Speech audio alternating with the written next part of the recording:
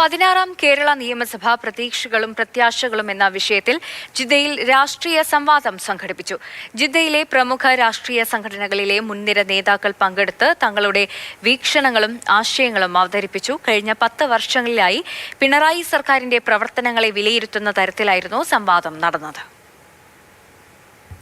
നാട്ടിൽ തിരഞ്ഞെടുപ്പ് കൊട്ടിക്കലാശം അടുക്കാറായതോടെ ജിദ്ദയിലും തിരഞ്ഞെടുപ്പിന്റെ വീറും വാശിയും ഏറുകയാണ്. കഴിഞ്ഞ ദിവസം ജിദ്ദയിലെ ഫിറ്റ് എന്ന സംഘടന തിരഞ്ഞെടുപ്പിന് മുന്നോടിയായി സംഘടിപ്പിച്ച രാഷ്ട്രീയ സംവാദം ഏറെ ശ്രദ്ധേയമായിരുന്നു.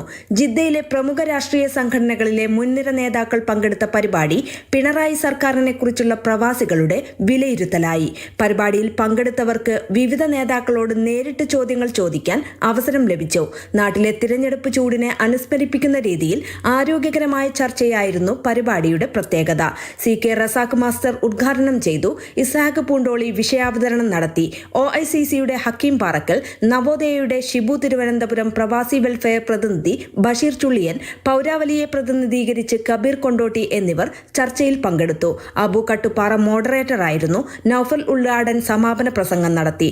ജാഫർ വെന്നിയൂർ സ്വാഗതവും നാസർ മമ്പുറം നന്ദിയും അറിയിച്ചു. Mathrubhumi news, Jeddah.